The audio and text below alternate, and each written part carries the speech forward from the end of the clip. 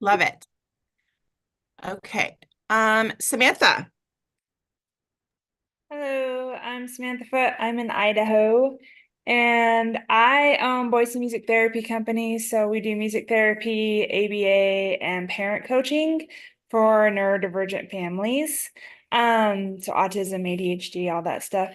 So, music therapy and ABA, I don't have to market that. Medicaid just sends me people. But parent coaching, um, I'm I'm also having a hard time with the messaging. Like I talk to people about it and people that are like, oh, I would have loved that when, my kids were little, but now they have like adult children or their kids are like seniors in high school or whatever. And they're like, but I wouldn't get what you're doing based on what you're telling me, but I know what you do. So I just need a way to like message Okay. it properly. Gotcha. Yeah. Gotcha. Jill. Hi, I'm Jill. I am in Florida. And after spending almost 15 years in corporate banking, I decided to leave that and be a stay-at-home mom. And so I have two kids. They're now 12 and 7. And now that they're getting older, I decided to do something that I wanted to do, didn't want to go back into corporate world. So I got Mayo Clinic certified and board certified as a health and wellness coach. And my mission is to help other moms with, with building routines so they can, manage their nutrition, physical activity, stress, all the things that comes with being a mom. So that is what I do and who I help. And I really need help standing out in the sea of coaches that are online. I feel like I have a hard time making an impact. Okay. Awesome. Christine, we're just doing quick little introductions, and if you want to share what you hope to learn today. Okay, and just say FYI, I have someone coming to pick up cookies. So if you hear barking and me dashing, I'll be right back. So I'm Christine Dunn. I'm from Milwaukee, Wisconsin. I actually have two businesses. I'm on oh, now I just blanked on her name. Emma Magnitude Jewelry. I just forgot her name. Oh well, we'll figure it out. And as you can tell, I make cookies. So I make cookies and I'm expanding to cakes and cupcakes and who knows where it's going. I just saw a really cool little thing that I want to try yesterday. But my biggest challenge, well, number one is because my businesses are one's home-based business and one's like an M&L, and they're two different targets or kind of. And just keeping organized with, I'm not really good at collecting data, and I'll be right back. And that's my biggest problem, data. Data. Okay. All right. Okay. So, all right. So we're gonna dive in. Now I'm gonna tell you guys something. I do have a workbook for you. However, I'm gonna give it to you at the end because I want you, it's more like prompts to kind of help you after we're done and after we've gone through everything. I want you to kind of go through the prompts in order to help you figure out kind of how you want to move forward. Okay, so we're going to go through all of the things that we're going to talk about that I want you to consider as you learn how to create a new irresistible offer. Highly recommend that you grab something to take notes with because I overshare and I will overwhelm you as well. And it's just because I have so much information that I love to share. And I'm also very interactive. So if you have a question, don't hesitate to raise your hand or whatever and just say, wait, I have a question before you move forward. If you need help with an example of how it could apply to you, it's 100% okay to say, I need help with that. That's what we're here for. We're here to learn together. I'm just not here to teach at you. Okay, so this is kind of I love to learn together. So the first thing that we're going to do in order to create irresistible offers, this is step one, is we need to first focus on building deep connections with our ideal audience. So we're going to talk about how to do that. Okay. So I received, in full transparency, I'm one of those very full transparent people. I received an email from somebody that I follow online, and my mouth was kind of on the floor. I don't get a lot of emails that I actually read from people because I just get a lot of junk. But this person, I really admire and respect the things that they have to say. And so when they said this thing, I was like, oh, no, you did not just say that, because we've all been conditioned to have a target audience, a client avatar. And she's saying, throw that shit in the trash. And instead, focus on this thing. And I was like, oh, so then that made me, I need to go learn more about it because I had never heard it before. I was unfamiliar. And I was like, oh, this is really interesting. How could I apply that to my own business? And how could I help my clients apply this idea to their businesses? And the idea is called energetic specificity. Have you ever heard that before? Energetic specificity.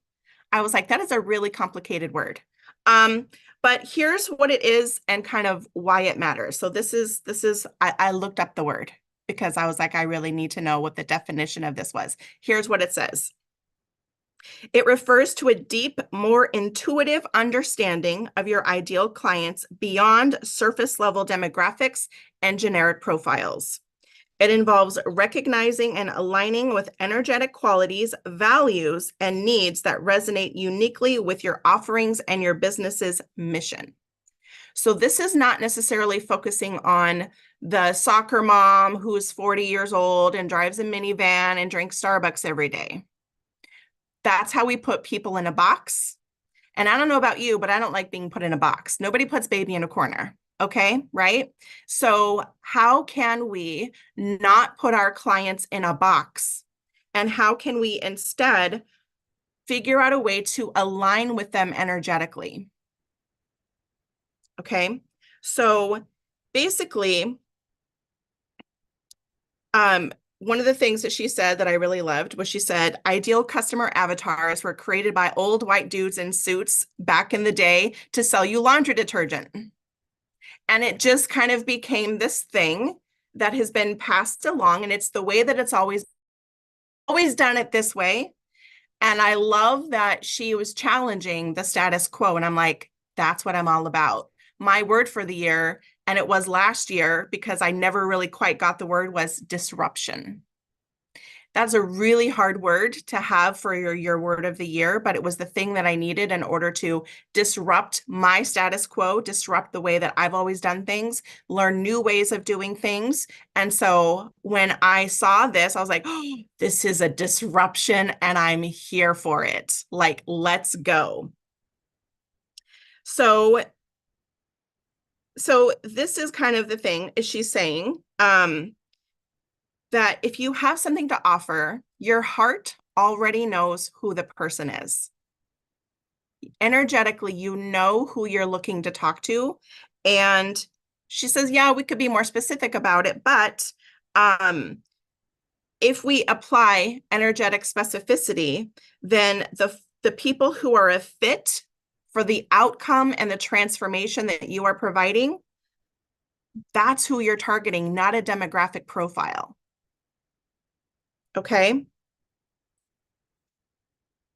So when we look beyond the demographics, the things that we're going to look at instead are going to be personal values and beliefs.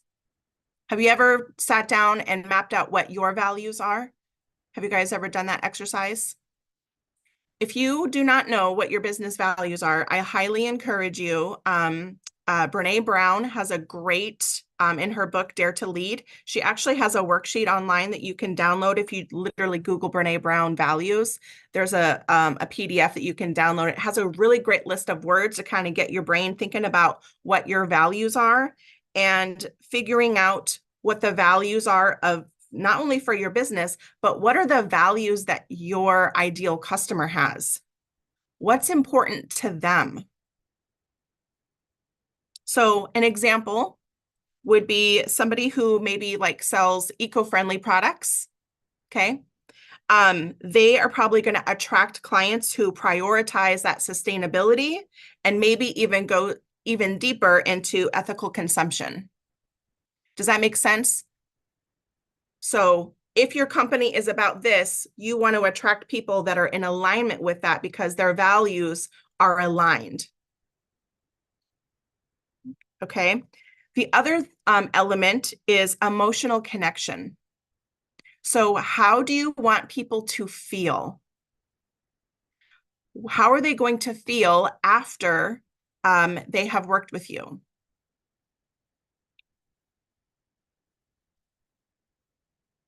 So then you can tailor your messaging based on how you want people to feel.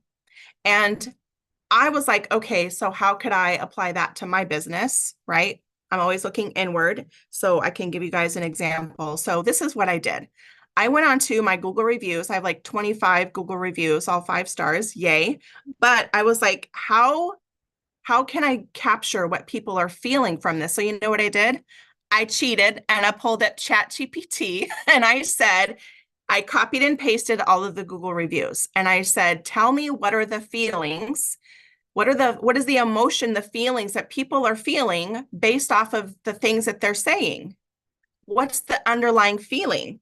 And so here's what it had: gratitude, appreciation and satisfaction, empowerment and support, clarity and insight, excitement and anticipation, connection and understanding, relief and confidence, transformation and growth. So now, if I were to do marketing, guess what I should be doing? Using these words. A piece of advice I got a really, really long time ago. I was still a photographer and I was a little on the struggle bus because I was kind of in this fork in the road of where do I want to take my business? And so I had a call with a gal named Terry, who totally rocked my world, which sometimes you just need someone to kick you in the ass and tell you the things that no one else will tell you. And she said something that really stuck with me. And she said, use their words. Use their words. So when you get someone that gives you feedback, that writes a review, I did a survey, like at the time as a photographer, I did a survey and I wanted to get into the head of these women that were in my Facebook group because I was doing boudoir photography at the time and I wanted to get inside their head. So I did this very personal survey. It was anonymous, so they didn't have to put their name on it. And I asked them really deep, hard questions. And I had like 43 women fill it out, which was shocking. But then I went and I printed them all out and I started highlighting all of the words that were like really deep emotion felt words. What are they struggling with? What was their, what's keeping them from living their dream life? Cancer. My parents died. We have no money. Like, you know what I mean? It was like their deepest, darkest secrets that they didn't tell anybody, they were spilling in this survey. So then what do? I take their words and I speak to them in my marketing. Does this make sense? Because I know you guys were struggling with what do I say and how do I stand out? And I want you, it has to be about the emotion. How do you want them to feel? Okay. Any questions about this so far? Okay. So the next thing is we talked about emotional connection, values, and beliefs. And now the other thing is your business's essence. Every business has an essence. And I'm going to give you an example. Right when COVID started, I launched a subscription box. I had been planning it since January and the launch was in March. And it was all around profanity. Profanity is one of my favorite things. And so I attracted specific people who also liked profanity. If you did not like profanity, my box was not for you. Right? My box was not for you. So when you think about the essence, my box was all about profanity. That was the essence of my business, of that product. So what is the essence of your business? So you could probably tell now that my essence is all around friends. And I have found clever ways to put friends themed things into my business. I made a planner. I made the guidebook. Sometimes I'll put gifts, funny gifts in my emails on my social media. I've done workshops and whatever that were friends themed based, right? So what is the essence of your business? And so when you bring energetic specificity into your business's essence, it's kind of like you have a mission of your business that's beyond profit. So what is not making money? We're taking money off the table. Yes, we want to make money and be profitable, but what is the underlying thing that you want to accomplish, that you want people to accomplish by working with you? And so what we're going to do is attract people that align with the mission. Okay. So here's an example. If your business is all around wellness, okay, like natural remedies and things like that, people who will resonate with your business are going to be people who prioritize like holistic health. They're into the woo. Those are your people, right? The next part, so mission and purpose, the next one is authenticity and integrity. So if you can figure out a way to demonstrate authenticity and integrity in your business, this is do what you say you're going to do, right? Because I said I would. And your actions have to align with what you say you're going to do, because that's going to help build trust and loyalty among your client base. So here's another example. If you were an eco-friendly business and you're not using sustainable products, people are going to call you out. See what I'm saying? So everything you do, people are watching. Whether or not they engage or comment, they're watching. And if the things that you do don't align with the things that you say, they're going to go, there's a disconnect here and I'm not interested. Does that make sense? Any questions?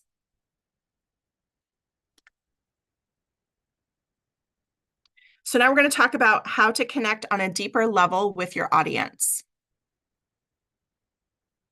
So one of the things that I notice a lot is that you likely have a shared experience with the people of your audience.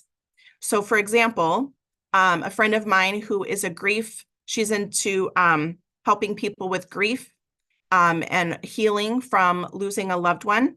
She got into that because she lost her son. So now she's like, I want to help other people who lost someone close to them heal because it's so painful. So she has a shared experience with her audience.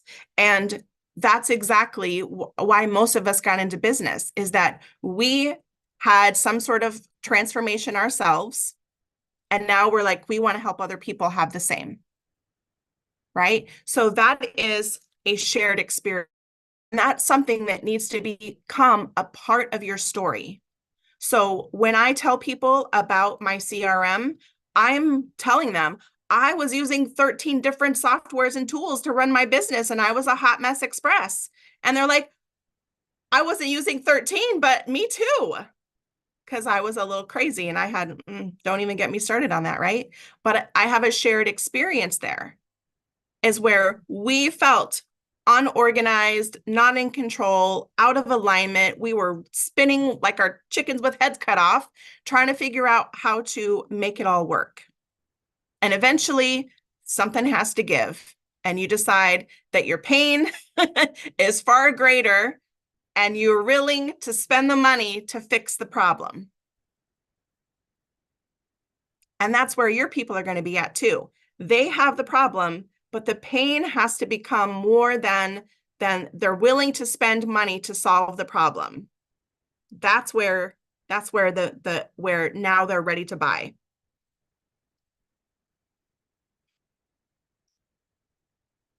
The other thing that we can do on how to connect deeper with our audience is listening and empathy.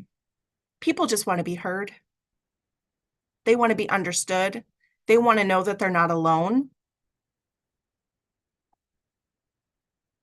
And if they provide feedback and say, wow, I really wish it had this, or I really wish it had that, or whatever, then how can you apply that into your business?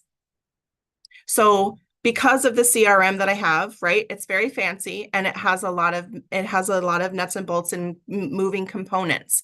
And everybody learns differently. I have some people that need the step-by-step written instructions with screenshots and arrows. And then I have some people that are like, I need you to show me. So what do? I cater based on how they like to learn. Happy to do whatever it is that they need in order to feel like they know what they're doing. So how could you apply that philosophy into your business? Not everybody is going to like the technology. Not everybody is going to like whatever, right? So you got to figure out what works best for them.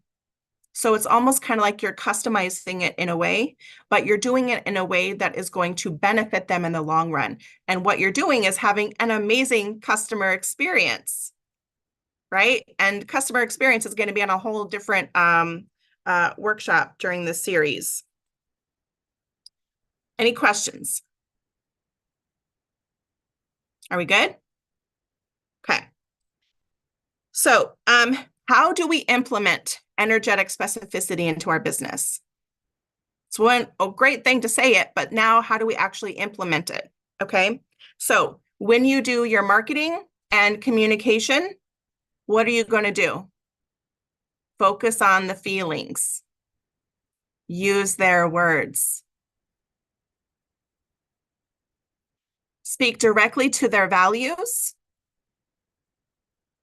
Speak to their aspirations.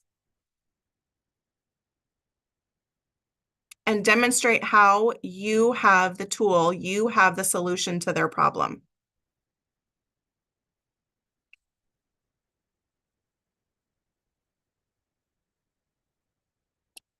And then that client-centric approach. So as I mentioned with the CRM, right, having people that like to learn differently, having a client-centric approach, it's what's going to work best for you.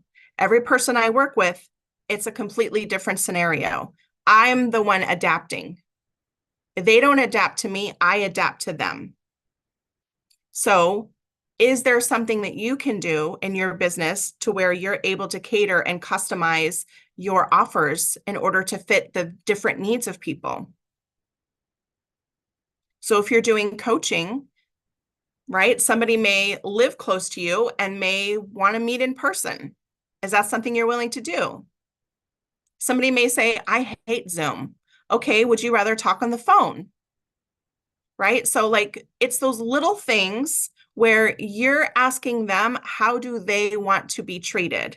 How do they like to receive the service that you provide?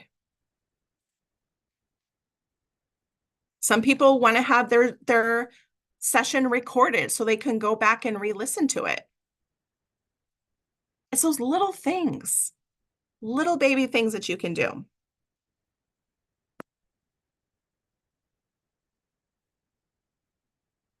Any questions? Okay. So the next thing that I encourage is around creating an irresistible offer is to create a community of like-minded people. So the people that are going to resonate with your brand, that are going to resonate with the transformation that you provide, you want to find the people that resonate with that and say, they all raise their hands, yep, that's me. Because what that's going to do is community is such a powerful, powerful tool. The first time that I did my very first coaching program, I was still a photographer and I wanted to do, I called it Body Image Boot Camp. It was called Perfectly Imperfect Body Image Boot Camp. And I thought if there was a way that I could help women improve their confidence, then maybe they'd want to have a photo shoot. Okay. So I was like, 30 days, we're going to do this daily thing. And so I needed beta testers. Okay. So I found a group of women who would be my beta testers. And I accidentally created a community. It wasn't my intention, but I sent a group message to all of them saying, hey, I needed to change the date of one of our meetings. I needed to change the time. And then before you know it, they started sharing to that little Facebook DM group that I created for that to communicate with them. They started every day sharing in the group about, man, today's lesson was really hard. And before you know it, we're getting matching tattoos. Before you know it, we're going to the movies together. Before you know it, we're doing all of these things. We're going to their weddings. We're doing, a community was formed. And it wasn't my intention. But think about what could have happened if I was intentional about that. It could have been so much bigger and so much better. So, is there the potential for you to build community? I know Samantha is really big on community and trying to foster, finding people that all have the shared experience of neurodivergency and parenting and children and ADHD and all of the things. She's trying so hard to make sure that people feel like they're not alone.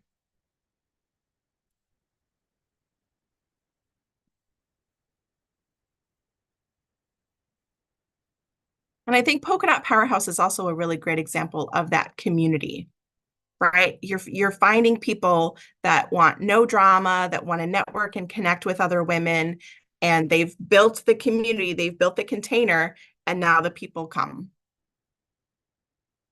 And they do it so well that other people share about it. Yes, Anita. Can you talk a little bit about Polka Dot Powerhouse? So Polka Dot Powerhouse is a women's connection company. They are a worldwide organization, so they have chapters all over the world, all in the States. I don't have currently any in Oregon, but Julie is a polka dot, and that's how I met her, right? I met Samantha, I met Christine, I met Suzanne because we're all polka dot sisters. And so we form connections and we connect one-on-one. Sometimes business happens because of that, but it's just a place to build friendships and sisterhood, and you're connecting on a personal level before you ever talk about business. And it's just an amazing group of women that I've been a part of since 2015. Yeah, it's amazing. In fact, right after this, I have my polka dot meeting Zoom for Yes, 12:15, so I might have to bug off a little early. that's okay. That's okay. Yep. All right, so then let's talk about collaborations and partnerships. So is there someone in your community, someone online, if your business is global, that has the same audience as you?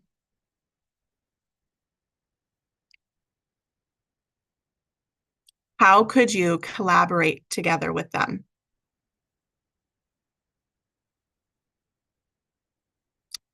Back in the day, when I was a photographer, I did this gift certificate exchange program. This was a really fun collaboration that I did with my massage therapist. She primarily worked with women. I mostly worked with women. So we decided to do a gift card exchange. So I would give my clients a 30-minute gift certificate to get a massage from her as a gift, as a thank you. And she would give her clients certificate to come and have a photo shoot with me. And you can kind of tell like who is going to be a good fit for something like that, right? And so here's the trick though. Those gift certificates we didn't exchange money until the gift certificates were redeemed. And it was a 30-minute massage. So she would invoice me for half the value of a 30-minute massage. And her job was to upsell them into a 60-minute massage and then get them back as a repeat customer. My job was just to get them in the door. Her job was to upsell them and vice versa. So she would give a gift certificate for a photo shoot for a 30-minute, and my job was to upsell them. Wouldn't you like to have an hour session? So it kind of created this really great way for us to share an audience and to do something a little bit different.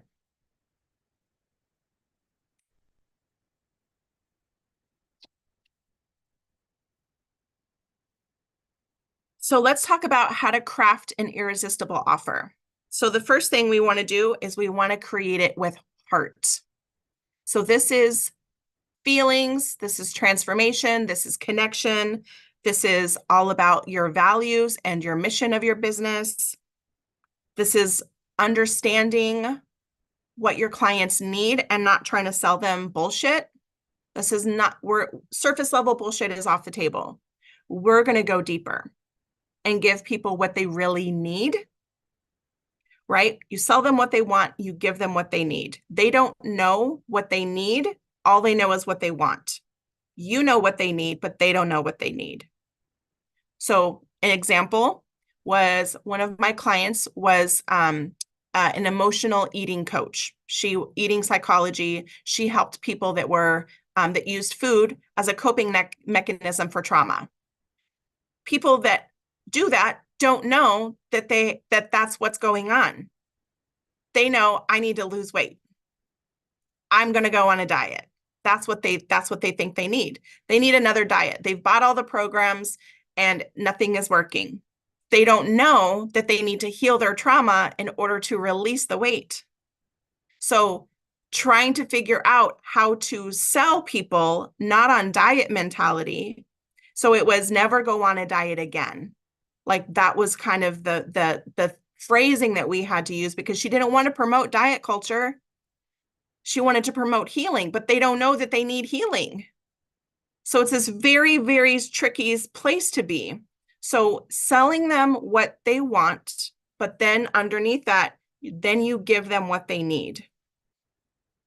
They're not Googling emotional eating. They're Googling how to lose weight.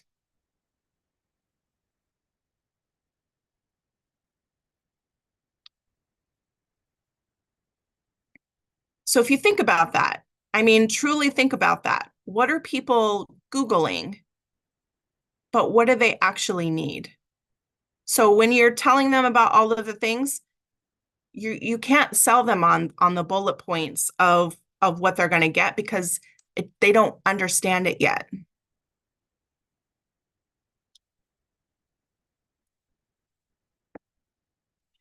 So creating offers with heart, and then we're gonna add in storytelling and authenticity. So this is where your shared experience is going to come into the play. You're going to use that story, your story that relates to the people that you guys have this, you have the shared experience together. You're going to share your experience and you're going to connect with people on an emotional level.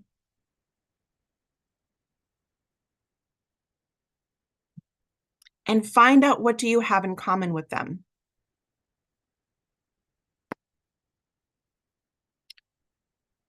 And then the next thing we have to do is we need to focus on communication and messaging. So we have to create messages that resonate with our audience. And what I would love for you to do at some point is create a list of power words.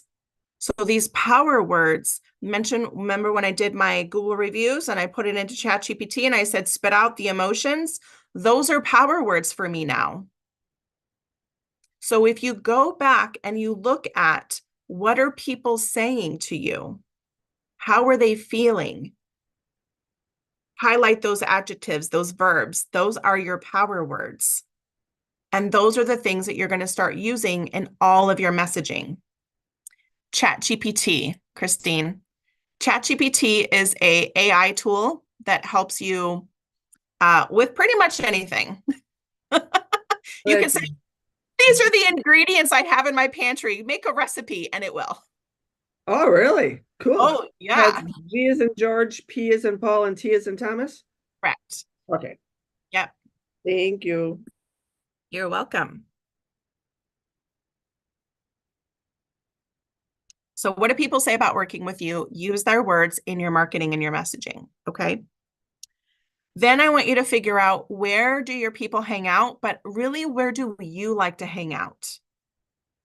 There used to be this thing that people would say was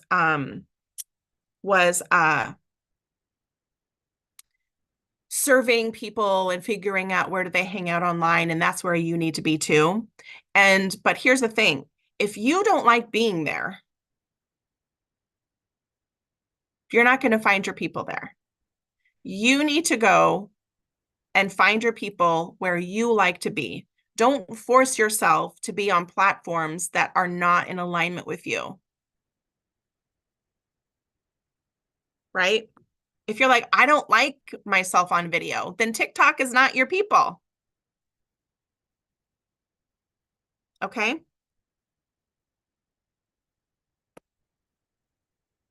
And then when you are on social media, we need to be creating value-driven content, adding value. So this could be things like practical tips, product recommendations, inspiring stories. You got to capture the emotion. And I want to preface this by saying, don't be afraid to give away the farm in your content. You don't have to keep the secrets of success under lock and key, because people will still hire you because they need help with the how. They need the support. They need the accountability. That's what they pay you for. But you can learn how to do anything on YouTube. Okay? So, but YouTube doesn't give them the accountability. You do. They don't give them the customized support. You do. People will still pay. So here I am giving away the farm. Okay, I give away the farm all the time, right, Samantha? She knows I give away the farm. And people still hire me because I'm helping them with the thing that they don't want to do. They're like, I don't have time for that. I have zero interest in creating a CRM. Are you kidding me right now? That is not my zone of genius. They could certainly do it themselves. And then the other thing I want you to do is, if somebody takes the time to comment or engage with your content, go engage with them, reply to them, respond to every comment. Don't leave them hanging. They're giving you an in. Even if it's a thank you, even if it's a heart, comment, because you know what commenting does? Keeps your content at the top of the feed. So every time they comment and you comment back, you go back up. That's why I don't know if you've noticed, if you see stuff on Facebook and it's like from still the beginning of May, and you're like, it's almost the end of the month. Why am I still seeing this? Because people are still engaging on that content.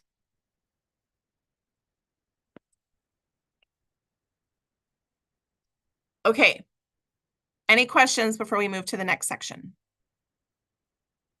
You guys okay? Okay. Well, I just put a comment in there that with my classes I started doing cookie decorating classes. Huh? And that's exactly what happens. They're having fun decorating, but realize how much work it is. So then they hire me to make their cookies for them. Boom. Exactly. Right? Okay, so let's talk about creating a magnetic offer. Here are the components that you need to know. The first one is a clear value proposition. This is a statement that clearly explains what the benefits of your product or service provides, for who and how it's unique. So in order to create it, you need to identify the benefits, you need to be specific, and communicate the value. So here's an example. This is like the one-liner. This is like the one-liner that you need, that everybody needs for their business to clearly state what you do. So here is an example. We're going to use the eco-friendly example, okay? Our eco-friendly cleaning products are safe for your family and the environment, effectively removing stains and leaving your home fresh without harmful chemicals. One sentence. Are you going, I'll use that? Because it literally states everything that that company stands for right there. No harmful chemicals, leaving your home fresh, removing stains. They're caring about the environment. They care about the safety of your family and your children. See what I'm saying?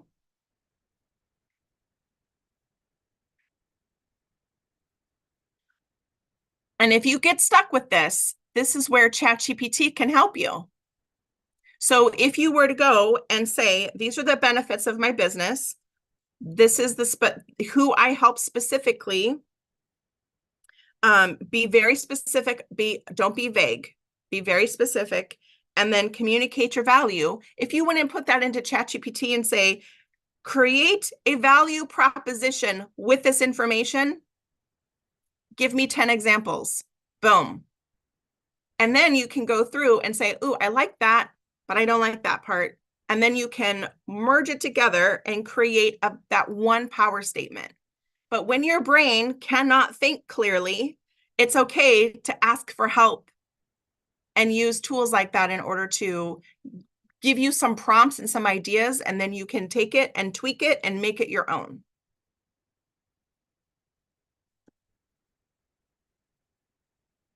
So, magnetic offer, clear value proposition. The next thing is addressing pain points and needs. So, understanding their pain points. What are the problems and challenges that your audience is facing? Why are they on the struggle bus? What's going on? Because then, if you know what their struggle is, can you create and offer a product or service that solves that problem for them?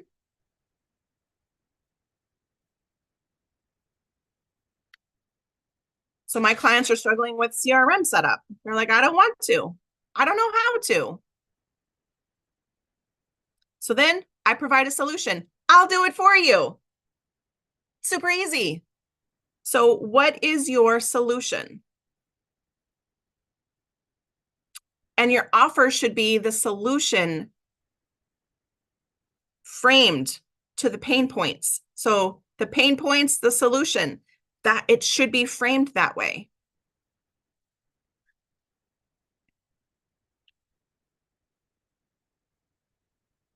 And then show how your product or service is going to alleviate that problem.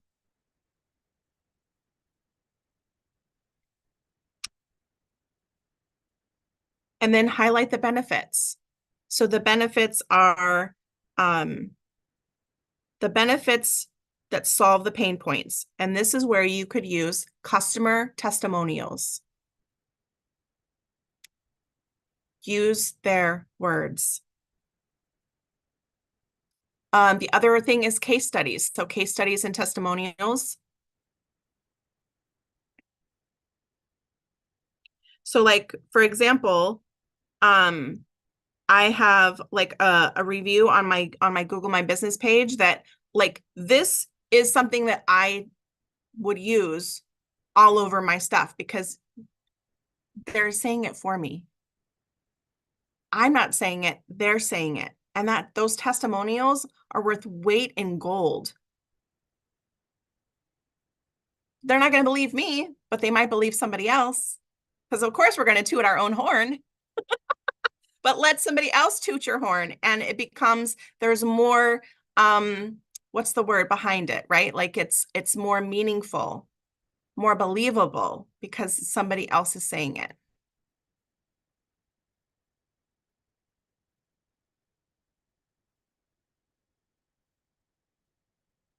Okay, so the next thing that we need is a unique selling proposition. And this is what makes you stand out from everybody else. There are 50,000 people that have a CRM agency. Why would they choose me? Like Jill was saying, there's thousands of coaches in the world. Why are they going to choose her? So this is where it has to come down to what makes you different from everybody else. And you know what it is? It's you. That's it. You are the secret sauce. Nobody else is you. And isn't that amazing? Don't be like everybody else. I have a little thing on my wall. It says, be yourself. Everybody else already exists. They're already taken, right? They're already there. They don't just be you. So if 50,000 people, if there's other 50,000 other CRM agencies out there, why would they choose me? So my uniqueness is that they know me. I only work with people that I know or that have been referred by somebody that I know. I don't work with strangers. Okay. And number two is that I'm also a business consultant, which means that I'm helping people solve the problem and I'm not a VA. I don't just do what you tell me. I actually help people figure out what the solution is. So that's something that I bring to the table. Other CRM agencies, they just do what they're told, whether it's in their client's best interest or not. I won't do that. I'll say, that's not a good idea. And the three is that I am a human and I provide human support. You don't have to call a 1-800 number or engage with a chat bot to get help. You just message me, right? Like those are the things. So when you think about you and your business, what are the things that make you unique to your clients and unique to your business?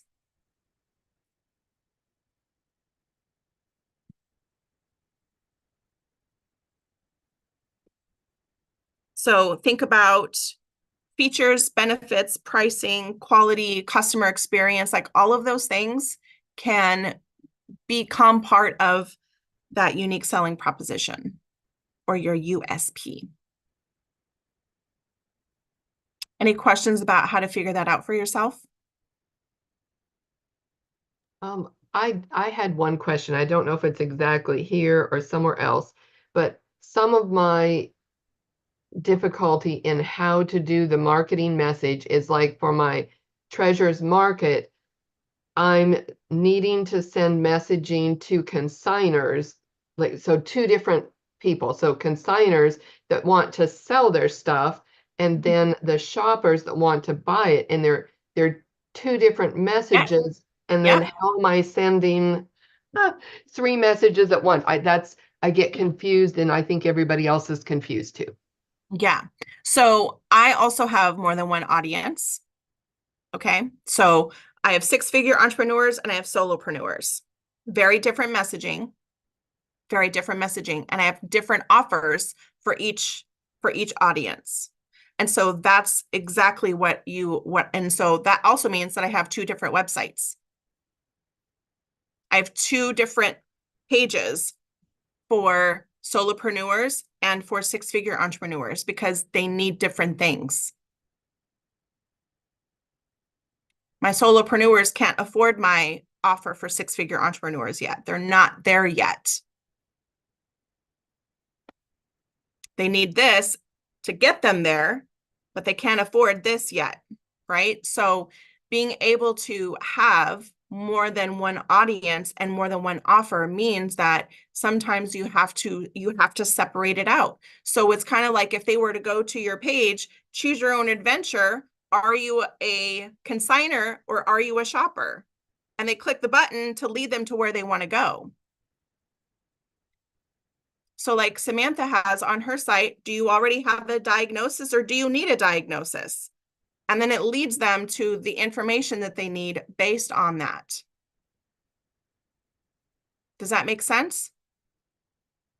Because Yes. the language is going to change based on who's reading it and who it applies to. So it's really important. This is where like segmenting your list, shopper, consigner, and then communicating with them separately.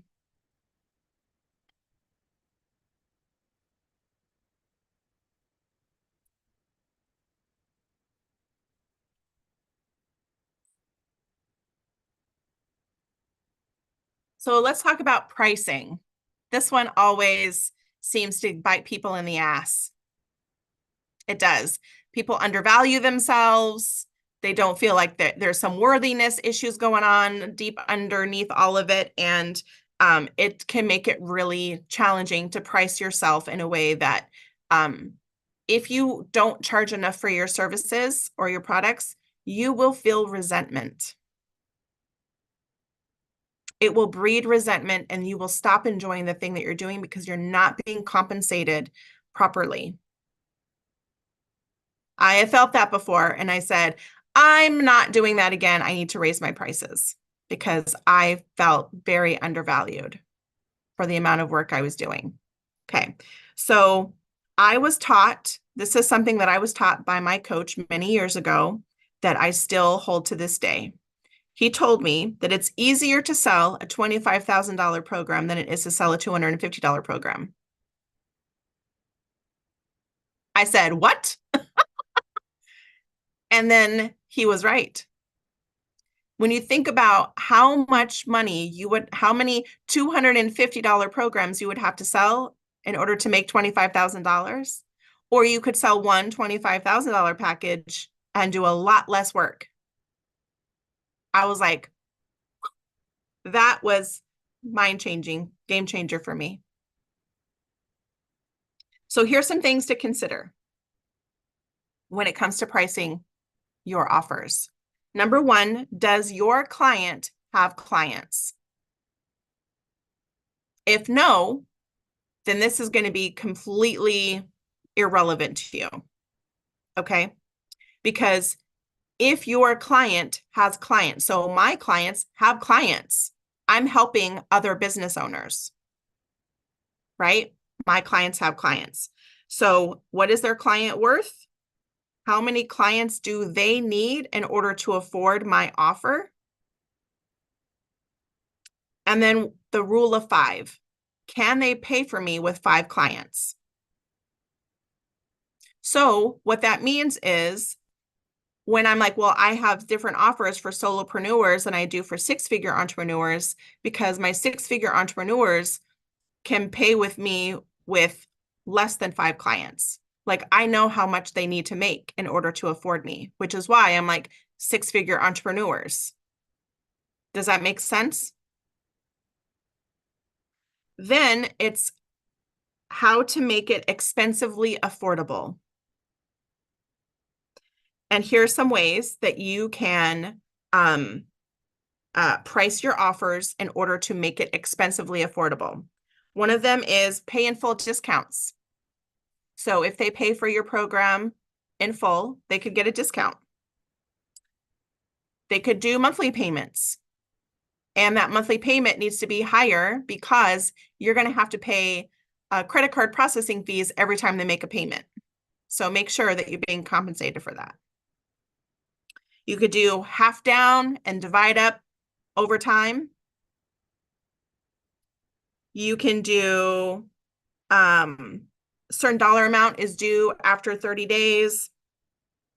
You could do revenue share, where you tell someone that I will coach you, but but their client, you need to be in a position where they have clients and you're trying to make them a guarantee that I'm going to help you make $30,000 in your business. And then I'm going to take revenue share from you for a year in order to pay for my service. You can do flexible incremental payments. So for example, that could be, okay, 3 months at $1,000, and then 3 months at $1,500, and then 3 months at $2,000. So it's an incremental increase. Okay. The other thing people want to know is, do you have a guarantee? Do you have what's the risk reversal? So you have to make it like, how can you eliminate the risk of them? The fear sometimes is this going to be a waste of money? Am I going to spend money with this person and they're not going to do shit for me? And that has happened before where you've invested money in a coach or whatever, and you got squat and you were disappointed. And it's because the expectations were not set at the beginning. You have to manage those expectations. So an example of a risk reversal could be, if you don't make $25,000 in 6 months, I will continue to coach you until you do. Okay. It could be, I'm going to continue working on your stuff. I'm going to continue coaching you. We're going to tweak it until it gets right. Like whatever that is. What's the risk reversal that they're willing to invest money with you in order to get a certain result? Are you guaranteeing a result?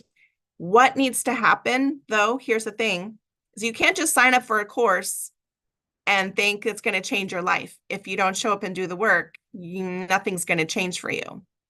So there has to be, I don't know if you've ever seen where people are like, if you buy my course and you show up and do the work and you still don't get results and you can prove that you did the work, then I'll give you your money back. Have you seen those? I've seen them. And you're kind of like, I don't know. Any questions? Okay, so we're going to talk about attracting new leads. Okay, but here's something that I want you to consider first, because what I would prefer for you to do is to engage with your current audience before you go seek new people. I want you to give the most amazing customer experience that they're just sending you all the referrals, that you don't have to do any work. That's what I would prefer. So here's the thing, is that it is easier to sell to existing customers than it is to find new customers. And why is this? Because customer retention and the potential for increased sales and profitability by focusing on nurturing and satisfying your current clients. Existing customers already have a relationship with you. They already know, like, and trust you.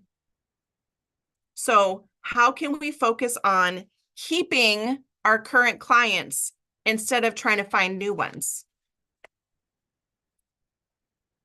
So let me ask you this. What happens when they're done with you? What happens when they've completed the course? What happens when they've completed the program? What happens when after they've used up all of the product? What happens next? So there's this thing called ascension, that every business owner should have an ascension program of some sort. And really what that means is like the next phase. And there's a variety of ways that you can have an ascension program into your business, because the thing is, we don't want them to be gone forever. We want to keep them. They're good people. We love people that love us. So how can you keep them? So you could do membership tiers. If you have a membership of some sort, you could have different tiers, different levels. You could add VIPs onto your coaching packages, right? So after they do this, then they go into the next level. Online courses and training programs, you could have ones that build upon each other. So it's like taking a college class. You got to do the 101 before you can go to the 201, and then you can go to the 301, right? So, but you learn more as you go to each one. You could have different ticket levels if you're going to do an event of some sort. And each ticket level, they get something, there's more added value in there. Product bundles, done for you services, high-end products and services, retreats, advanced support or maintenance programs. Like for me, I have office hours. That's what I do to help with retaining the people that sign up for my CRM. If I leave them out high and dry, they're going to go, see you later, bye. But having ongoing support for them means that they're likely to stay longer. So once you have taken really good care of your existing clients and you feel like there's nothing else you could do, you have satisfied all the people, they are loving you, everything, great. Now you can go find new clients.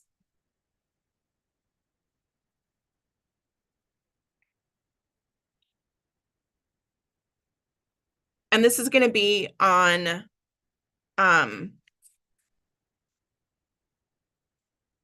understanding your market, Who are the people that you want to bring into your experience? How are they aligned with you energetically? What are their values? Well, the things we talked about at the very beginning. That energetic specificity, you want to find people that align with your company's business values, your mission, the thing that you're trying to accomplish. So let's stop saying that they're single moms in minivans with soccer kids and whatever. Like, we're going to take that off the table. And instead, we want to focus on people that align with us energetically. And the other thing I encourage you to do is to find the gap. And what I mean by that is when you look at your competitors and you look at what they do, who's missing? What's missing from their offers, from their programs that they don't do that you could say, yeah, I don't know why they don't do that. So think about when you go to the grocery store. Okay, go to the grocery store. And I think Safeway is probably the only one that still has somebody there to bag your groceries for you and carry them out to your car. To someone who customer service is extremely important to them, guess where they're going to shop?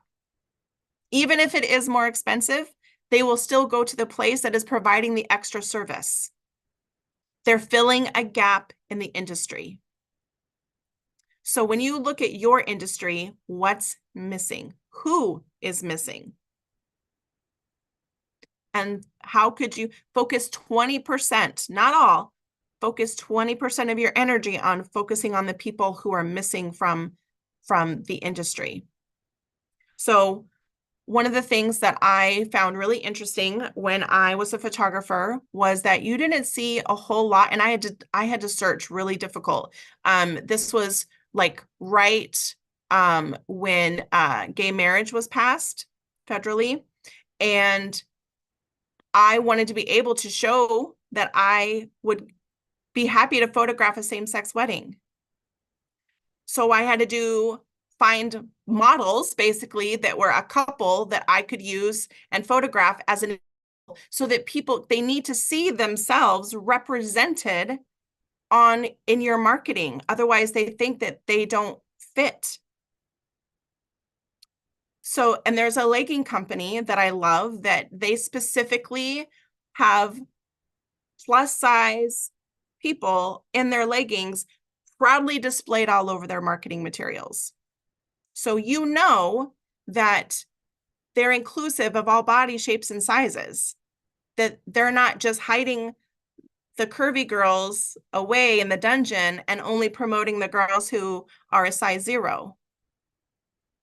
People need to see themselves reflected in your marketing. So who is being left out? If you're like, oh, I work with people of all genders, do you have all genders represented in your marketing?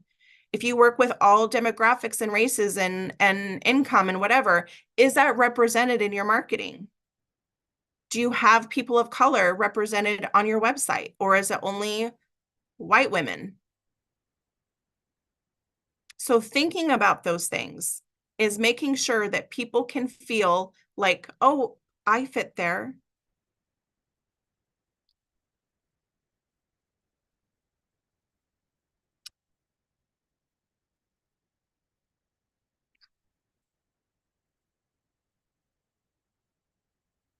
Any questions? The other thing when it comes to attracting new leads is you need to have a super strong online presence. My aunt is in the process of building a brand new business, florals. She wants to be a florist. And I told her that she needs to post every single day. And she looked at me like, what? And I said, yes. You need to have all of your floral photos on your phone, and you need to be able to share those online every single day. And her eyes were so big.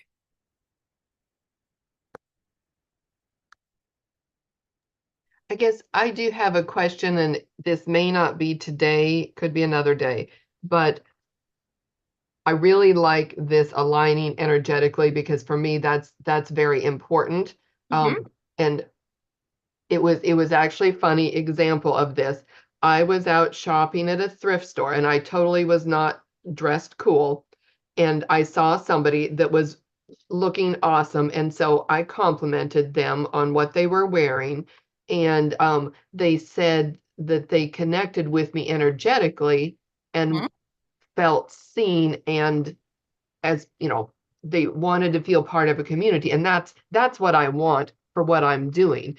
But what I'm having a hard time with is that's great, but then when you do your online like ads or whatever, they're back to it has to be a soccer mom driving a minivan. And I don't know how to put those things in there to find people that match an energy. Stories. Okay. It's stories. So if you were to share a photo and share a story that goes with it, where you could tell the story of how you met somebody at the supermarket and how you complimented them. And right, so then it could turn into what's the best compliment you've ever received, right? So you can turn that post into you complimented someone, it made them feel seen and heard, and allow other people to share about the best compliment they've ever received. And now you have a very positive Mm, Facebook post hmm because now energy is being shared positively, by the way, hmm right? Okay. So talk about the feelings. How did someone feel when they wore this outfit? And I want to encourage you to use more words than confident. I want you to that they felt pretty, that they felt beautiful, that they felt empowered, that they felt like they could run a marathon. I don't know, right? Like it's the hmm feelings behind it.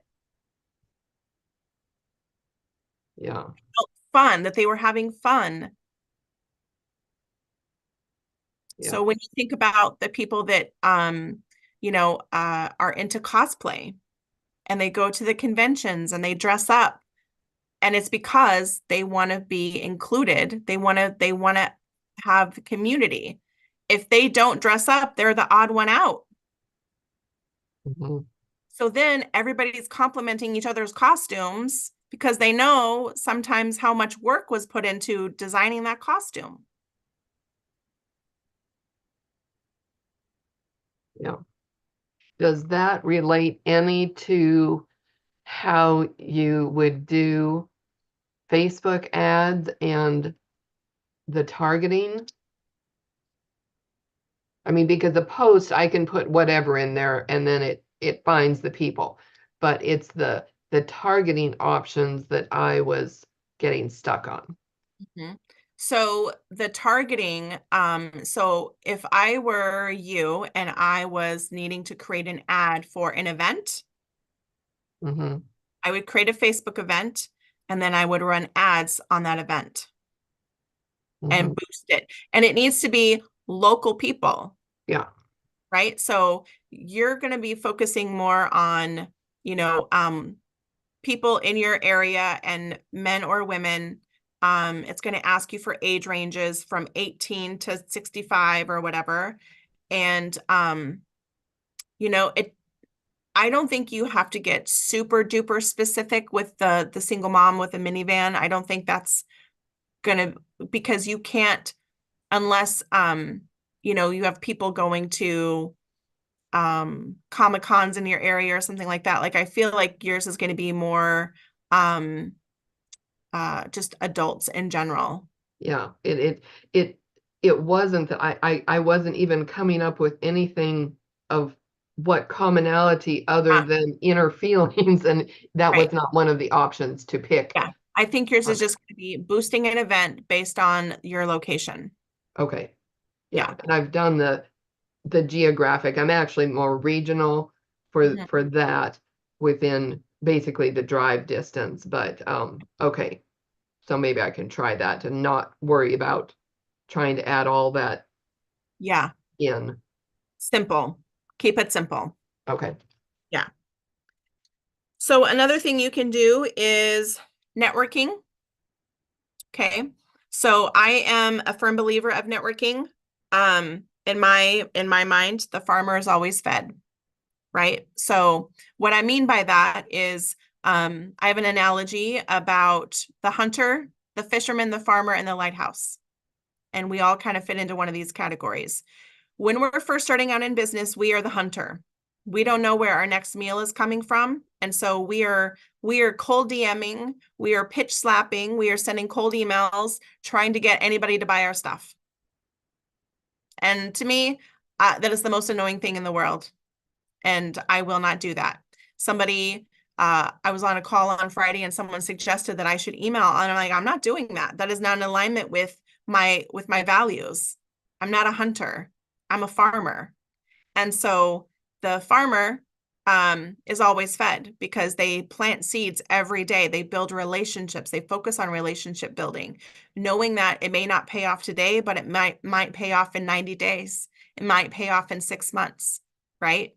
The fisherman gets some leads, okay, but they don't stay in the same spot long enough to get any results. So they're constantly moving their boat, which means they're changing their logo, they're changing their website because they think that's why they're not getting customers, but they're not consistent enough in their strategy in order to attract people to them. And then the lighthouse is the thing that we strive to be, but it takes years to get there. So the light is shining so bright that you don't need to do any marketing. Everybody's just attracted to you because everybody is building your business for you with referrals. Okay. So when you think about who do you want to be, I want you to be the farmer. Okay. But everybody starts at the hunter, then they move to the fisherman, and then they become the farmer. And then eventually we can get to the lighthouse. And so another thing that you may be able to do to attract new leads to you is, do you have the type of business that you can offer free trials, free product, free samples, webinars, workshops, things like that, and give people an opportunity to see what it's like to work with you before they commit. So it's kind of a way for them to kind of see what your energy is like before they say, here, take my card, take my money. Right? So back in the day, Christine just left, but back in the day, a friend of mine, Paige, her and I used to do this thing called Talk It Out Tools Day. And we love to teach and share about different tools that were that people could use in their business. This was way before I found my CRM. And we would have one free class a month where we had a class every week, but once a month we had a free class where people could come and see if they liked what we did. And if they were like, oh yeah, we love that, we'll sign up, right? So it was kind of like one of those ways for people to kind of test drive our membership that we had at the time. So I want to take this opportunity to thank you guys for coming. And if you have any questions, we have 10 minutes and I'm happy to spend those helping you work through anything that is confusing or you're unsure and not quite sure what to do next. This is a great opportunity to kind of get in the hot seat if you'd like. Suzanne? Okay, so my question is sort of related to my website, which we talked about. You were saying that because I've got different audiences, you need sort of a choose your own adventure where they go to wherever they need to see. And because I've got the several different things, I'm trying to move it to one website. So then I guess you have one main page and then they go into all the different. So how I would set it up is you have a landing page. So if they type the name of your website, they come to a landing page and they get to choose, are they a shopper or a consigner? Click here.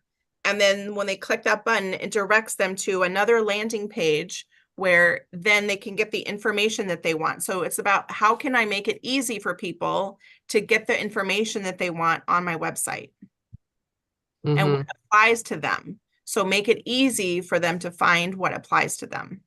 Okay. And so do you think I could do that where I would have the fairy ball stuff and my market and all the costumes together, or do I still need to sort of keep them separate? Would I have a landing page for the fairy ball and for the costumes separate, or could you try to Well, in your navigation, you can have, you know, events and stuff like that. So I you're could see all not, that? Yeah. Mhm. Yeah. Okay, because right now I had recently, well, last fairy ball, I had moved over to Wix, so at least I have some analytics because I'd been on GoDaddy before, which had no analytics. Yep. And I need to move my Treasures Market over under my fairy ball main site, and I just need to add more tabs, and I haven't done that yet. Mhm. Yeah. And then when you have an event, you could just have a direct link to that Yeah. page. Yeah, Make okay, it easy for people to find it. So Yeah. have it in the navigation, but also have it as a direct link. yeah, okay, thank you. Mhm. Jill or Anita, either of you guys have any? Yeah, I mean, I've tried doing some like free workshops and Facebook Lives, things like that, and no one shows up. No one signs up. Mhm. So what do you recommend to try to get people more interested and stuff like that? Okay, so I had 20 some odd people sign up for today, and you saw, right? So you have to promote, promote, promote. You can't say it once and expect people to get it. I sent out 3 emails, right? And I didn't have a lot of lead time for this either. This was a very on the whim, I want to do this and have it done before my daughter's wedding. And I was like, but I haven't taught, I want to get something out. And so I was like, I know exactly what I could teach because I teach the same thing all the time, right? This had a little bit of a different spin on it because I learned something new and I wanted to share it and kind of dive a little deeper into that. Like I said, I learn best by teaching. And so when it comes to, it's about the consistency, right? So I made it super easy for people to register if they were already on my email list. All they had to do is click a button and add it to their calendar, right? So I wanted to make it easy for people. And so it has to be about the consistency. So if you're like, I'm going to go live or I'm going to host an event every week at this time, you be consistent with it and you record it, even if no one shows up, you do it anyways. Because now you Yeah, I mean, that's what I did. I mean, I actually had one person show up, so I did it anyway. Celebrate those who show up. Okay. I've taught workshops where one person showed up and was off camera the entire time. So I was literally talking to myself. But you show up and you teach it anyways, because now you have content that you can post and you can repurpose. You can break it up into small pieces. You can start putting that content out into the world, take those sound bites, create content with it. Okay. Okay. But remember, you have to focus on what are they going to get by coming today? Yeah. Setting the expectations. This is what you can expect to learn from me when we get on, you know, whatever. So just making sure that you're super crystal clear and that you are focusing on the energy of the people that you want to attract, not worrying about the demographics. Yeah. Okay. Okay? Is that something you would use like Facebook ads or something to promote or just? I would do a Facebook event and invite your friends and because you can also choose groups that you're a part of and grab and invite friends that you know from various groups. So Yeah. you can invite them too. You can create an event on all the socials. So like Instagram now, you can also have an event tied to that. Yeah. So I I haven't took done that advantage of yet. that. I put my event on LinkedIn. I put it on Pinterest, which is a search engine. So using that. So create all of your stuff and start distributing it. But emailing your list a few times, inviting them to this event, and knowing that they may not see it the first time. So you have to keep going. Don't post it once and think everybody saw it and that they're going to sign up. And Okay. just celebrate those who show up. So I celebrate those of you today who showed up. You were meant Thanks. to be here, and maybe you heard something that you really needed to hear today, and that's what you're going to take away. So that's all you can do. That's all you can do.